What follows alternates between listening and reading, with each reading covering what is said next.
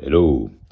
Oui, alors, parfois c'est vrai que quand on est dehors, quand on discute dehors, comme j'ai fait dans la précédente vidéo, des fois, bon, bah, on pense à un tas de trucs, et puis c'est vrai qu'on s'embrouille un peu les pinceaux. Alors je me suis embrouillé un petit peu avec les quatre étapes de la compétence inconsciente.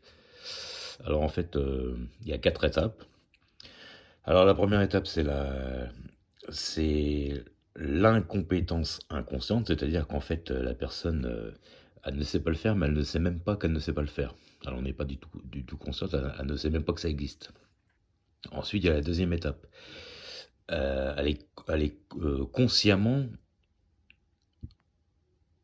incompétente. En fait, c'est-à-dire que consciemment, elle sait qu'elle sait pas le faire, mais cette fois, la personne sait que, bah, en fait, il va falloir qu'ils apprennent l'information, qu'elle sait pas le faire du tout, quoi. Mais elle sait que ça existe. Alors qu'avant, dans la première partie, il ne savait pas du tout que ça existait comme ça, qu'on faisait comme ça. Ensuite, il y a la troisième étape, c'est la compétence consciente, c'est-à-dire on est conscient qu'on sait le faire, mais c'est pas encore automatisé. Et ensuite, il y a la quatrième étape, et puis la plus importante, c'est l'incompétence inconsciente. Voilà, la compétence inconsciente, c'est-à-dire que en fait, bah, c'est entièrement internalisé. Voilà. Donc, c'est quelque chose qui a été dit,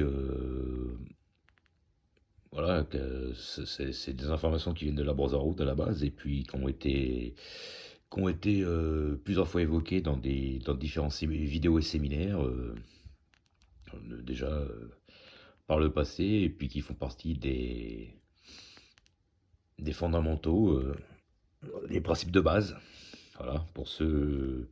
C'est parce que moi je développe pas, je reste juste axé sur le yin yang, mais en fait je développe pas, et puis bah, pour développer, il faut aller voir un peu plus avec les gens qui sont dans le développement personnel. Moi je tourne autour de tous ces sujets-là, moi en général je parle de yin yang, parce que c'est ça qui m'intéresse le plus, et puis que je sais que ça fonctionne comme ça.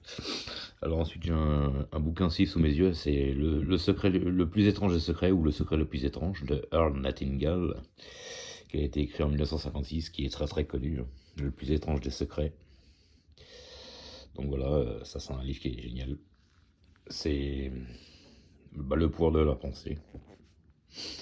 Voilà. Il explique bah, en fait que nous devenons et nous obtenons ce à quoi nous pensons, mais le plus souvent. C'est-à-dire de manière, euh, de manière vraiment acharnée. Voilà. Il faut en avoir l'eau à la bouche, quoi. Voilà. C'est comme si on attendait quelque chose qu'on allait avoir. Je sais pas, moi, vous commandez une nouvelle voiture, et puis vous savez qu'elle va arriver dans 3 jours. Donc vous sentez que vous avez l'eau à la bouche, hein, comme si on était devant un pot de cornichons. Quand vous mettez votre bouche devant le vinaigre, devant un pot de cornichons, bah, vous sentez une sorte comment, au niveau des, au niveau des lèvres, vous sentez que, je sais pas, il y a quelque chose on en a l'eau à la bouche, quoi. Enfin, moi, ça m'a déjà fait ça. Et ben, en fait, on doit ressentir un peu la même chose, une sorte de, on sent que ça arrive, quoi. Voilà, c'est le ressenti en fait qui fait tout, et puis bah, ce bouquin il explique tout ça. Donc voilà les gens, plus tard. Je me sens un peu embrouillé dans la vidéo, donc c'est pour ça que j'ai voulu remettre un petit peu les quatre étapes dans l'ordre, parce que bon, voilà. À plus.